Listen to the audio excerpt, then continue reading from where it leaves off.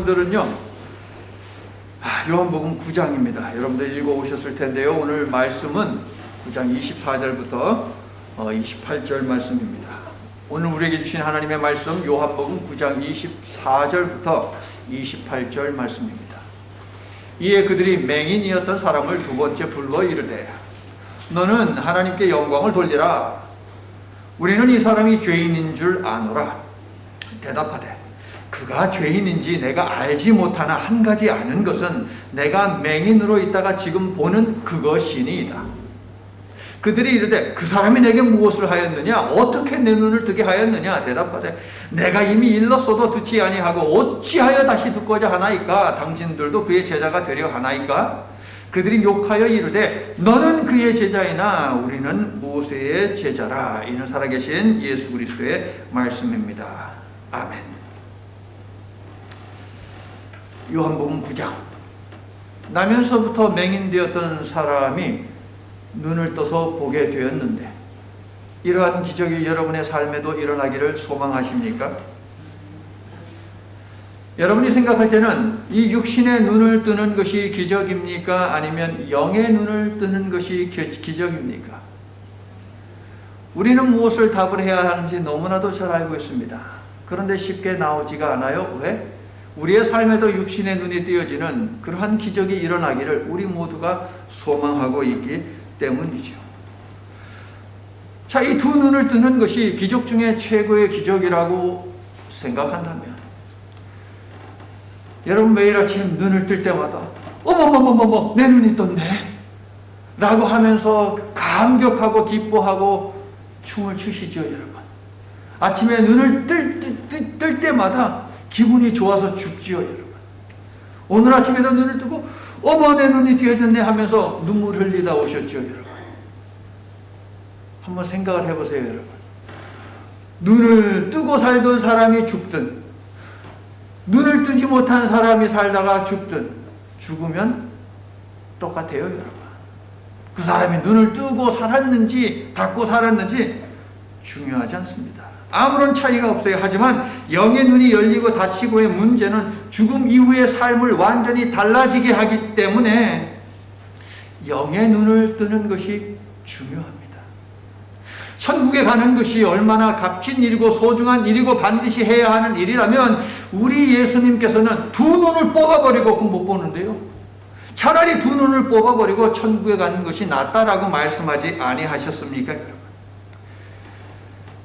영의 눈이 열려서 이처럼 하나님을 예배하는 예배의 자리에 나오신 성도 여러분, 눈을 뜨고 예배의 자리에 나올 때마다 영안이 열려 있음에 감사하고 춤추고 때로는 눈물도 흘리는 그러한 영성을 우리 모두가 소유할 수 있기를 하나님께서 허락해 주시기를 예수님의 이름으로 축원합니다.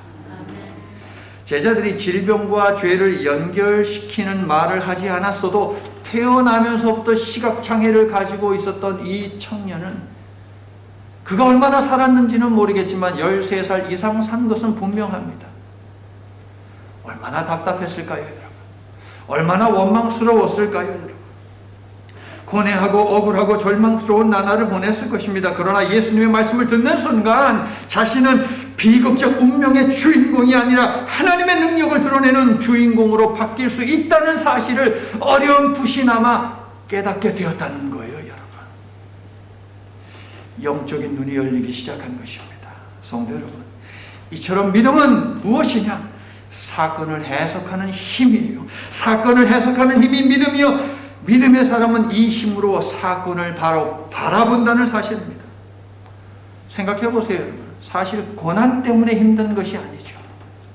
고난을 해석하는 힘이 없어서 우리가 힘들어하는 것이죠. 똑같이 벌어진 사건임에도 불구하고 어떤 사람은 그렇게 많이 힘들어하지 않고 어떤 사람은 굉장히 힘들어하잖아요. 극단적인 선택하지 하지 않습니까? 사건을 해석하는 힘이 없기 때문에, 즉 믿음이 없기 때문에 그러는 것입니다. 지난 주일에 만난 강영우 박사처럼 사고로 혹은 오늘 본문에 등장하는 청년처럼 태어나면서부터 불치병에 직면한 인생은 셀 수 없이 많이 있습니다. 원치 않게 사생아로 태어나거나 고아가 되는 경우도 많이 있습니다. 하지만 불행과 고난의 늪에 빠져 오랜 상처와 무기력에 빠진 인생이라 할지라도 예수님을 만나게 될 때에 하나님이 하시는 일을 드러내는 위대한 인생을 살 수 있음을 기억하시기를, 또 그렇게 믿으시기를, 그런 삶의 주인공이 되시기를 예수님의 이름으로 축원합니다. 9장에 등장하는 청년이 그랬어요, 여러분. 앞을 못 보는 그의 처지가 예수님을 만나게 했다는 거예요. 청년이 선택되고 청년이 예수님에 의해서 치료되는 그 과정을 지나칠 때에 그 청년이 살고 있는 그곳에, 그 청년이 예수님을 만난 그곳에 얼마나 많은 사람들이 문제로부터 해결되기를 사모했을까요? 얼마나 많은 사람들이 많은 문제로 씨름하고 있었겠습니까? 하지만 이 청년은 맹인되었던 그것 때문에, 그 현실 때문에, 비극 때문에, 고난 때문에 예수님이 찾아오는 것을 체험을 했고 변화되는 것을 경험하게 되었다는 것입니다. 이 청년은 자신의 눈먼을 축복이라고 고백을 할 것입니다. 이 청년은요, 여러분, 본래 조금은 볼 수 있었는데 예수님을 만나서 완전히 보게 된 그런 장애를 가지고 있지 않았습니다. 멀쩡한 바다가 갈라지고 튼튼했던 여리고성이 무너졌던 것처럼 확실한 기적이 이 청년에게 일어난 것이죠. 9장에는 이야기가 이야기이다 보니까 보다라는 단어가 상당히 많이 나옵니다. 하지만 눈에 띄는 것은 어떤 단어냐 하면 눈을 뜨다는 단어예요, 여러분. 그래서 제가 궁금해서 그리스 성경을 찾아봤어요. 사도 요한이 좋아하는 7번 등장해요, 여러분. 7번 눈을 뜨다. 첫 번째 10절에 있는 것은 눈이 열렸다라고 하면서, 눈이 뜨여졌다라고 하면서 수동태로 사용을 하고 있는데, 나머지 9절을 불러드릴게요. 필요한 분들 적으세요. 10절, 14절, 17절, 21절, 26절, 30절, 32절. 나머지 6개는요, 그가 눈을 뜨게 하셨다라고 되어 있어요. 무슨 이야기예요? 요한은요, 이 청년의 시력이 저절로 혹은 운 좋게 혹은 이 청년의 어떤 노력으로 볼 수 있게 되었다는 그 가능성을 완전히 배제시켜버리는 거예요, 여러분. 전혀 볼 수 없었던 그의 눈을 예수님이 뜨게 하셨다, 열어주셨다라고 사도 요한은 강조하고 있어요. 성도 여러분, 이 청년은 영안이 열려서 주님을 점점 깊이 알아가게 되고 구원에 이르는 최고의 축복을 받았고요, 닫힌 눈도 열리는 보너스 은혜까지 받았으니 복의 복을 얹어서 주신 것이죠, 여러분. 성도 여러분, 예수 그리스도의 종으로 부름받고 세움받은 저는 이미 예수를 믿음으로 구원에 이르는 큰 축복을 받은 여러분도 예수님으로부터 보너스 축복을 받게 되시기를 예수님의 이름으로 축원합니다. 여러분을 근심하게 하고 우울하게 하고 두렵게 하는 문제가 무엇이 되었든지 간에 여러분이 기도의 자리를 찾아 예수 그리스도께 부르짖을 때에 여러분을 구원하신 예수님이 보너스로 그 문제도 온전히 해결해 주시고 일하시는 예수님을 볼 수 있는 영의 눈도 열어주시기를, 보너스의 축복을 주시기를 예수님의 이름으로 간절히 축원합니다. 사람들 사이에 논쟁이 벌어졌어요, 여러분. 아니, 저 청년 맹인이었다니까. 야, 이 사람아, 말도 안 되는 소리 하지 마. 장님이 어떻게 눈을 떠? 말도 안 되는 소리 하겠어. 아니, 내가 이 청년이 맨날 저기 앞에서 구걸하는 건 내가 거의 에브리데이에 내가 봤다니까. 에헤이, 쓸데없는 소리 하지 말래도. 장님이 눈 뜬 거 봤어? 지금까지? 그런 얘기 들어봤어? 그렇지는 않는데 논쟁이 벌어졌어요. 성도 여러분, 변화된 삶은요, 이처럼 주변 사람들을 놀래키고 당황시키는 법입니다, 여러분. 병든 하인을 위해 예수께 간청한 백부장처럼 예수님을 감탄하게 하고 주변 사람들을 놀래키고 사탄이 놀라 자빠져 뇌지탕당하는 그런 믿음을, 그런 변화를 여러분도 가지시기를 바랍니다, 여러분. 생각만 해도 여러분 가슴이 막 뛰지 않습니까? 백부장 친창한 거 봐요. 하인이 아프다고 예수님한테 치료 좀 해달라고 하는데 백부장이 한 얘기가 우리 집에 오실 필요 없습니다. 말씀만 하시면 낫습니다. 예수님이 놀랬잖아요, 여러분. 예수님을 놀래키는 그런 인생 우리도 될 수 있다는 거예요. 어떻게 하면?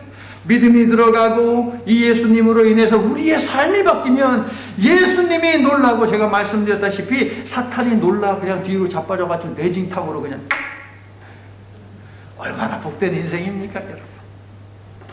논쟁하던 사람들이 청년에게 묻습니다. 야, 네 눈이 어떻게 떠졌니? 11절을 우리가 함께 읽을게요. 11절 시작. 대답하되 예수라 하는 그 사람이 진흙을 이겨 내 눈에 바르고 나더러 실로암에 가서 씻으라 하기에 가서 씻었더니 보게 되었노라. 동그라미 치셨죠? 그 사람에다가. 제가 여러분 동그라미 치라고 그랬잖아요. 숙제 드렸잖아요. 가장 먼저 청년은 예수님을 그 사람이라고 부르고 있네요. 여러분, 믿음은 단순하다 기억하시죠? 믿음은 단순하다. 말씀하시기에 내가 그 말씀대로 하였더니 보게 되었습니다. 믿음의 문법은요 이렇게 단순해요, 여러분. 1 더하기 1은 2예요, 여러분. 3 빼기 2는 1이에요. 단순합니다. 말씀하시오매 내가 그대로 했더니 내가 눈이 떠졌습니다. 할렐루야. 간단하지 않은 현실, 우리의 힘으로 해결할 수 없는 수많은 고난을 안고 있는 현실을 이겨내는 길이 무엇입니까? 주님의 말씀대로 하는 것이에요. 동의하시면 아멘 합시다. 그런데 사람들은요, 얘가 그 맹인이야 아니야 하면서 옥신각신합니다. 참 말이 많아요, 여러분. 이 청년에게 물어보면 단단할 것 아닙니까, 여러분? 왜 자기들끼리 그렇게 언쟁합니까? 한번 따라해 보세요, 여러분. 따라해 봅시다. 말이 많은 사람은 귀신이 많고, 말이 적은 사람은 성령이 충만하다. 물론 이렇게 100% 단순화시켜서 말을 할 수는 없지만 믿음은 단순하다라고 하는 이 진리 앞에서는 이게 정답이에요. 이건 이렇게 해야 이건 어떻게 해야 하나? 이렇게 해야 하나? 저렇게 해야 하나? 종로로 갈까요? 영등포로 갈까요? 차라리 청량리로 갈까요? 그러다가 삼천포로 빠졌다가 아예 다시 서울로 가자. 갈피를 잡지를 못하는 거예요. A는 A고 B는 B인데 말입니다. 맹인이었던 청년의 말을 들어보세요. 아주 단순하잖아요. 내가 바로 그 맹인이었던 거지요, 거지. 하지만 예수님이 시킨 대로 실로암에 가서 눈을 씻었더니 보게 되었어. 그 어떤 수식 얻어 없어요, 여러분. 아무리 물어봐도 대답은 한결같아요, 여러분. 진리를 말하고 있으니까, 진실을 얘기하고 있으니까 대답이 아무리 100번, 1000번, 10,000번 물어봐도 똑같을 수밖에 없는 것이죠, 여러분. 당사자인 청년에게 직접 말을 들었으면 이제 뭐 해야 합니까? 예수님을 찬양하고 하나님, 이 청년이 받았던 은혜를 나에게도 주옵소서라고 하면서 예수님께 나 좀 고쳐달라고, 내 문제 좀 해결해 달라고 매달리는 것, 그것이 정상 아닙니까, 여러분? 우리는 그렇게 할 거죠. 누군가 바로 예수님이 오셔서 큰 은혜를 받았어. 근데 나도 하나님, 예수님으로부터 은혜를 받고 싶어. 그럼 어떻게 하겠어요? 예수님 자꾸 매달리죠, 여러분. 근데 이 어리석은 사람들은 그렇게 하지 않았어요. 참 복잡하게 살아요, 여러분. 말이 많으면 귀신이 많다니까요. 믿음의 세계에서 말입니다.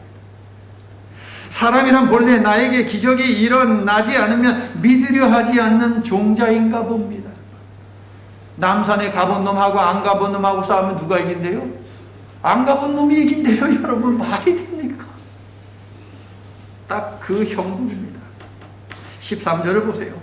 그들은 청년을 바리새인들에게로 데리고 갑니다. 세상에나 예수님에게 나와서 자신의 문제를 구해야지 왜 바리새인들에게 데리고 갑니까? 이 어리석은 자들 좀 보세요, 여러분. 도저히 믿을 수 없는 일이 벌어졌는데 가뜩이나 안식일이네요, 여러분. 안식일에 이런 일을 해도 되는지, 이런 일이 일어날 수 있는지, 그것을 바리새인들에게, 종교 지도자들에게 확인받기 위해서 지금 이 청년을 데리고 가는 것이죠, 여러분. 눈뜬 당사자가 뻗젓이 자기들 앞에 있는데도 말입니다. 39절부터 41절을 보면 예수님은요, 명백한 증거를 보고도 믿지 못하는 이들이야말로 진짜 맹인이라고 하시는데, 자, 바리새인들이 스승이라고 생각하는 사람이 누구입니까? 모세 아닙니까? 그 모세가 신명기 29장 3절과 4절에서 그리고 이사야 선지자가 6장 9절과 10절에서 완악한 이스라엘을 책망하며 한 말을 예수님이 인용하시면서 완악하여 멸망한 그들의 조상들과 바리새인들을 비교를 하고 있어요. 그 마음이 얼른 뜨끔해져가지고 양심의 가책을 받고 얼른 회개를 해야 하지 않겠습니까? 그러지 않았습니다.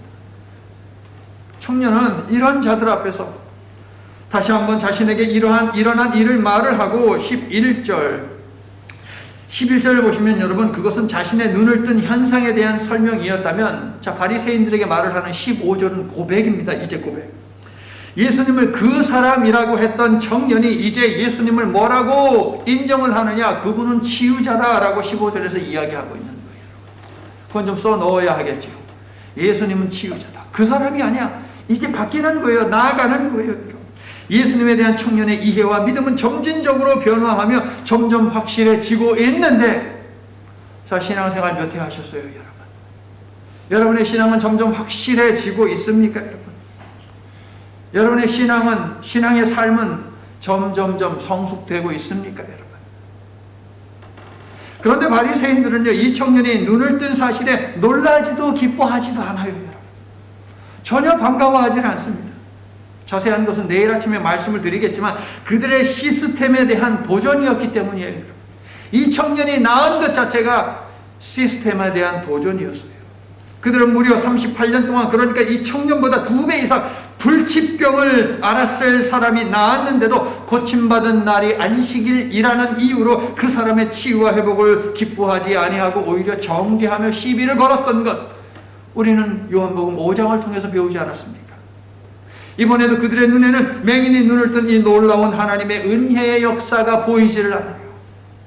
16절. 안식일을 지키지 않았으니 예수는 하나님에게서 온 자가 아니라 죄인이다. 자, 이 즈음 되면 누가 진짜 맹인입니까? 1번 바리새인, 2번 맹인 되었던 청년. 1번이에요, 2번이에요? 1번이죠. 바리새인들은 이미 예수는 죄인이다는 답을 맹인 되었던 청년에게 주고 있어요. 17절에서 다시 묻지요. 그 사람이 네 눈을 뜨게 하였으니 너는 그를 어떠한 사람이라 하느냐? 이미 답은 줬어요. 너 이렇게 대답해야 해? 그러나 이 청년에게는 통하지 않습니다. 통하지 않아요. 저는 여러분도 악한 것들이 우리에게 다가와서 타협을 제안한다면 혹은 협박을 한다면 주눅들지 않고 당당하게 진리를 말할 수 있는 용기가 있기를 예수님의 이름으로 축원합니다. 청년이 뭐라고 합니까? 세 번째로 고백하는 것이죠. 그분은 선지자다. 그분은 선지자다. 예수님을 한 사람으로 치유자로 고백하는 것을 넘어 이제는 선지자로 고백을 하고 있는데 얼마나 자신만만합니까, 여러분? 얼마나 확실한 믿음입니까? 현재로서 이 청년이 표현할 수 있는, 예수님에 대해서 고백할 수 있는 최상의 최고의 표현이 바로 그분은 선지자입니다예요, 여러분. 현재로서는 자신에게 불이익을 줄 수 있는 고백이지만 맹인이었던 이 청년은 예수님은 치료자가 되시며 선지자가 되신다라고 담대하게 선포를 했다는 거예요, 여러분. 멋진 사나이 아닙니까, 여러분? 성도 여러분, 이처럼 체험이 있는 그리스도인은 세상의 위협을 두려워하지 않습니다. 다시요, 여러분에게 체험이 있다면 세상을 결코 두려워하지 않을 것입니다. 이 청년의 고백은 여기서 끝나지 않습니다. 청년의 부모를 불러다 윽박지르고 뭔가를 조작하려던 바리새인들과의 논쟁은 이후에도 계속 되었고요. 청년은 마침내 33절 하나님께로부터 오신 분, 하나님이 보내신 분이라고 고백을 하지 않습니까, 여러분? 청년의 고백이 완성이 되고 있어요. 예수님을 유대인 남자라고 했다가 선지자라고 고백한 사마리아 여인도 마침내 우리가 기다리는 메시아가 바로 당신입니다 라고 고백했는데, 이처럼 믿음은 우리로 하여금 보아야 하는 것을 보게 하고 알아야 하는 것을 알게 하고 고백해야 하는 것을 고백하도록 성숙시킨다는 거예요, 여러분. 이런 믿음이 여러분에게 있어지기를 예수님의 이름으로 축원합니다. 청년의 이 고백은요, 그런데 이 청년의 고백은 이사야서 61장이 예언한 눈먼 자의 눈을 뜨게 하는 메시아에 대한 예언이 성취되었음을 선포하는 것이에요. 사람들이 많은 데서 자기를 드러내기를 즐겨하던 바리새인들이지만 이 사실이 알려질 것을 두려워하여 사람들이 혹시라도 자기들의 오류를 잘못된 생각을 지적할까 봐 소경과 그의 부모를 오라가라 하지 않았습니까, 여러분? 자기들이 박해하는 예수가 바로 메시아다라고 하는 이 사실이 알려질까 봐 그들은 두려워했어요. 하루는 바다에 사는 물고기 새끼가 엄마한테 물어봤어요. 엄마, 다른 물고기들이 그러는데 아무리 헤엄쳐도 도달할 수 없을 정도로 정말 광대하고 아무리 헤엄쳐 들어가도 밑을 알 수 없는 바다라고 하는 것이 있다고 했는데 엄마 알고 있어요?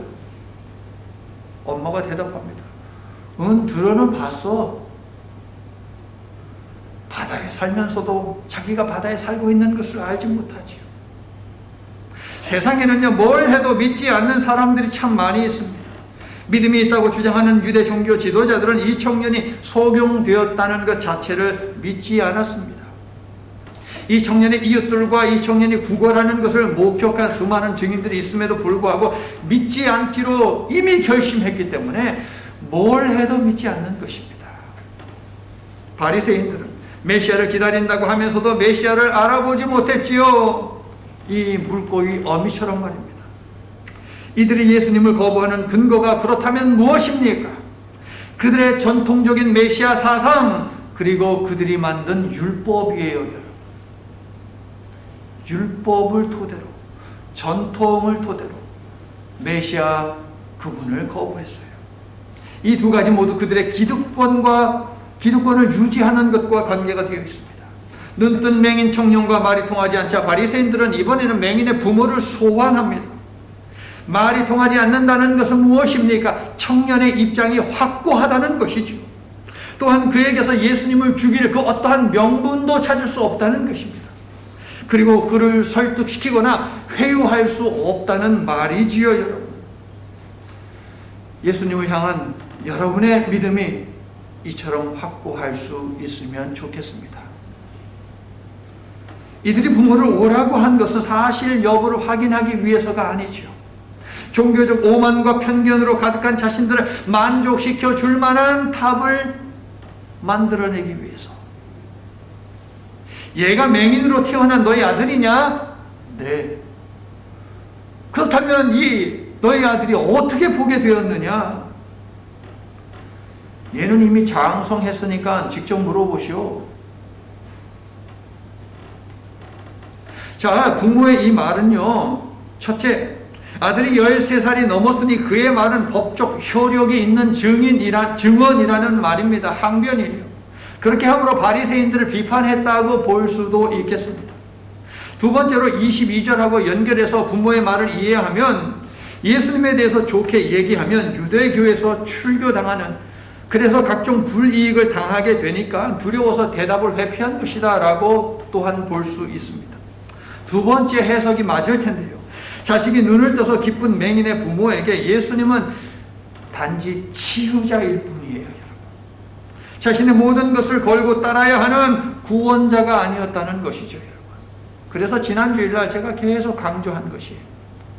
고난, 기적 그 너머를 보아야 한다라고 계속 강조한 것이에요.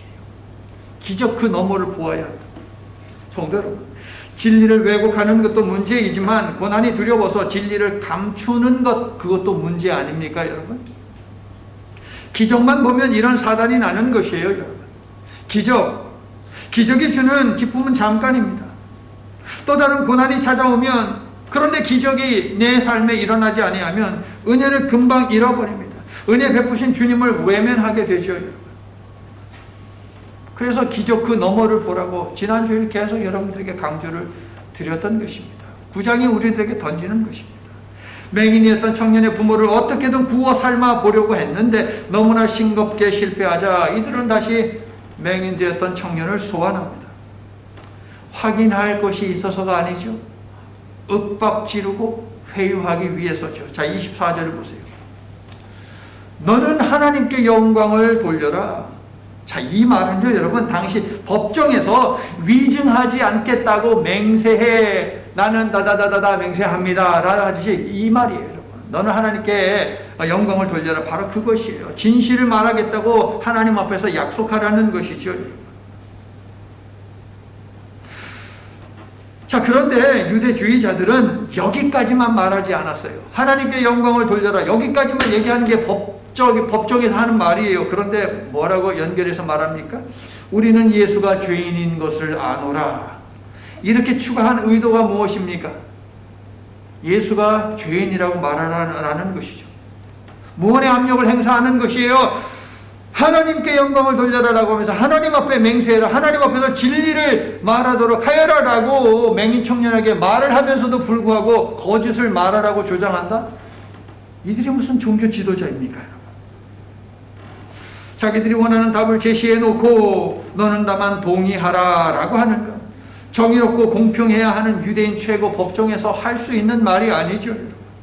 이는 명백한 증거를 외면한 채 증인을 위협하여 거짓 자백을 끌어내려는 술수이며 하나님께 돌려야 하는 영광을 자기들이 가로채려고 하는 도둑질입니다.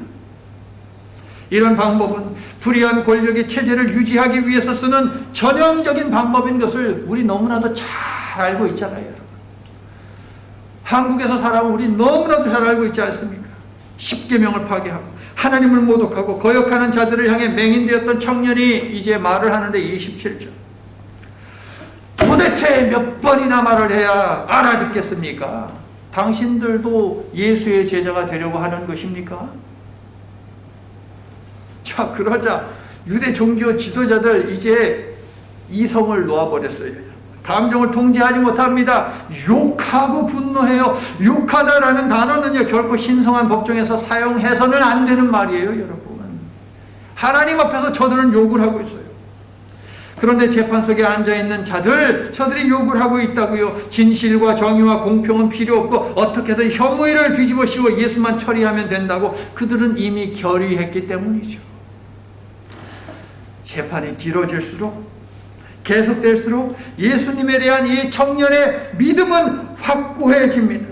이 청년은 당대 최고의 권력 앞에서도 주눅들지 않고 또다시 당당하게 말하는데 구걸하는 자와 종교 지도자들이 동등한 입장에서 논쟁을 하는 것 자체가 기적인데 이 청년이 일자무식의 청년이 많이 배운 하나님의 말씀을 달달달 외우고 그 다음에 법정에서 재판하는 그 자들을 이기고 있어요, 여러분.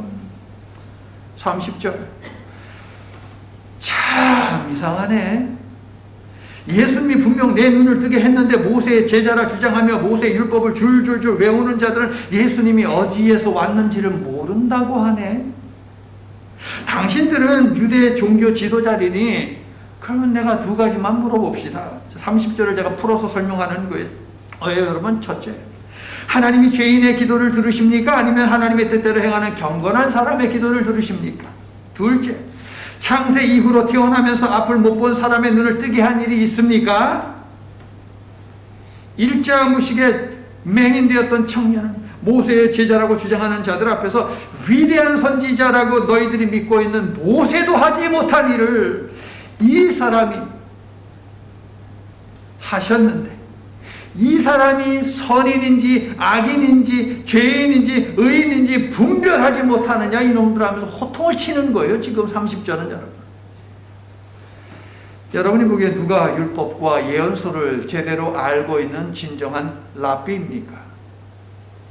맹인 청년은 점점 말씀에 눈이 열리고 있는데 율법 선생이라고 자부하는 자들은 점점 말씀에 대해서 눈이 닫히고 있습니다. 기이한 현상이죠. 왜 이런 현상이 벌어집니까? 빛과 어둠을 나누는 분기점인 예수를 바라보느냐 외면하느냐의 차이가 이렇게 큰 거예요. 아시겠어요? 고난이 있을 때에, 특별히 은혜가 있을 때에 여러분의 시선이 예수님에게 고정되게 하시기를 바랍니다. 떨어지는 순간 거기에서 사단이 납니다. 그들은 일자무식 맹인에게 정콕을 찔렸습니다. 예수님의 가르침에 놀란 유대인들은 저자는 배우지도 않았는데 어떻게 그를 알지 하고 놀랐었죠. 베드로와 요한이 성전에서 가르칠 때도 그들은 배운 것이 없는 보잘것없는 자들이 담대하게 말씀을 전한다며 놀라게 됩니다.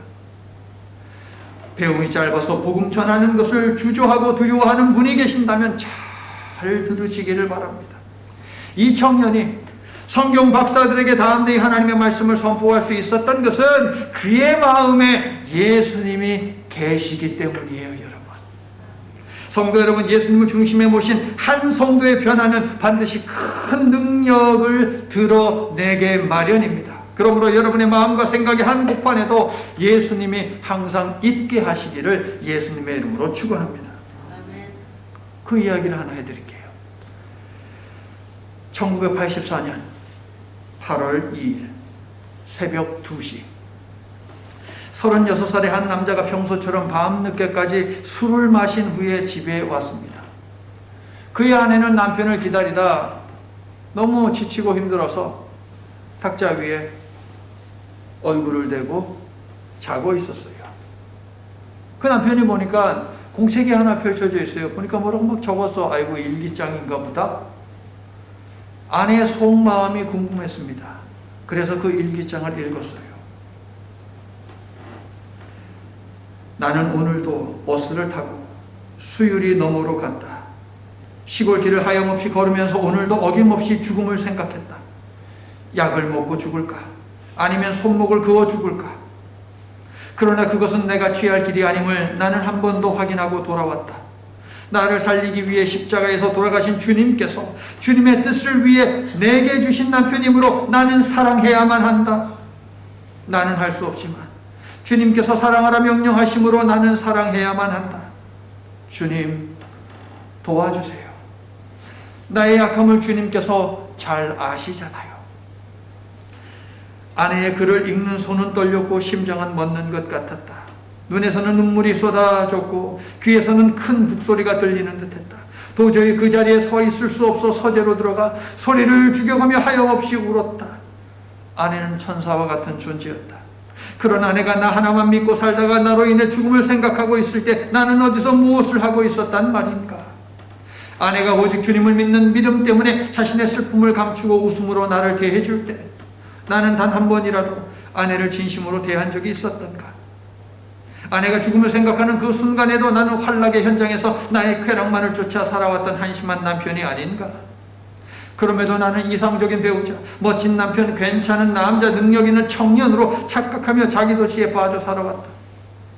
조금 전에는 이런 자신이 미워 한동안 울었는데 이제는 이렇게 못난 남편을 위해 살아준 아내가 불쌍해서 울기 시작했다.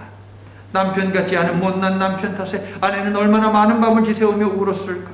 내려 누르는 절망 속에 얼마나 몸소리를 쳤을까? 한동안 울다가 마음을 추스리고 기도하기 시작했다. 사실 그동안 교회도 다녔고 기도도 할 줄 알았지만 그동안의 기도는 다 이기적인 기도, 나 자신의 욕망만 채우려던 기도였었는데 이 순간 기도다운 기도가 터져 나오기 시작했다. 눈물 콧물 흘리며 기도하기 시작했다.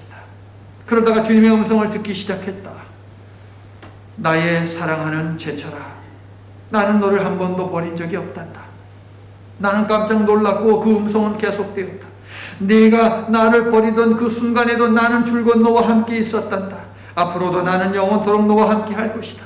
이는 내가 너를 사랑하기 때문이다. 나는 그때 주님을 새롭게 만났다.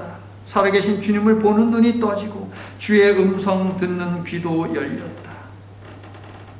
자, 이 간증을 쓴 사람의 심령이 열리자 성령 하나님이 거기에 들어가고 그의 주인이 되니까, 그를 지배하기 시작하니까 어떤 일이 벌어진 줄 아십니까? 여러분?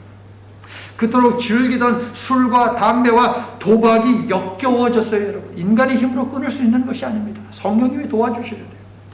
그래서 주변 친구들과 동료들 그리고 사랑하는 가족들이 그를 보면서 야, 제철이 변했네 라고 말하기 시작합니다. 그는 인생의 방향을 바꾸었어요. 신학을 공부했습니다. 그리고 주님의 교회를 개척하죠. 이재철 목사님입니다. 한 사람의 영적 성숙이 한 영혼의 변화를 가져오고 여러 영혼을 살리는 일로 발전했는데 여러분의 삶에도 동일한 은혜가 임하기를 예수님의 이름으로 축원합니다. 청년과의 논쟁에서 참패한 저들은 또다시 권력을 휘두르는데 이번에는 버럭 화를 내며 청년을 출교시킵니다. 죄인으로 태어난 주제에 감히 우리를 가르치려 들어? 그들은 의인에게는 까닭없는 고난이 생길 수 없다는 욥의 친구들의 사상을 고수하는데 유대 랍비 전통의 고난 이해를 그대로 고수한 것이죠. 확실한 믿음의 반석 위에 선 이 청년 앞에서 그들의 궤변이 무너지자 그들이 할 수 있는 것은 소리 지르면서 이 청년을 내쫓는 것밖에는 없었어요. 이들에 대해 예수님은 다음과 같이 말씀하십니다. 39절 41절 간단히 말하면 죄로 가득하여 보아야 하는 것 보여주는 것도 못 보는 너희야말로 죄인이고 맹인이다. 이 청년은 아마도 영원히 유대 공동체 밖에서 살아야 했을 것입니다. 그럼에도 불구하고 자신의 눈먼을 통해 하나님의 일을 드러내신 은혜를 체험한 이 청년의 답변은 흔들림 없고 정직합니다. 비록 유대사회에서 쫓겨나더라도 진리를 거짓이라 할 수 없고 거짓을 진리라 할 수 없는 노릇 아닙니까 여러분? 예수께서 마음의 눈을 열어주시고 육체의 눈도 열어주시고 영의 눈도 열어주셨는데 영안과 심한을 다시 눈멀게 할 수는 없는 일이죠. 믿음의 용기를 지닌 이 청년을 우리 예수님이 다시 찾아오셨습니다. 성도 여러분, 예수님은 진리 때문에 고난받는 자를 결코 홀로 두지 아니하시는 분이시기 때문입니다. 믿으시면 아멘 합시다.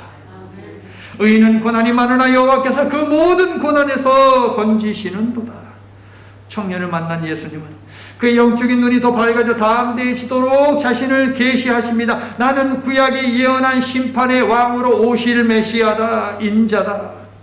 이 말을 들은 청년은 예수께 주여 당신이 바로 메시아임을 내가 믿나이다 라고 고백하죠. 예수님은요 이 청년을 다시 만났을 때에 어이 괜찮아? 어떻게 잘 보여?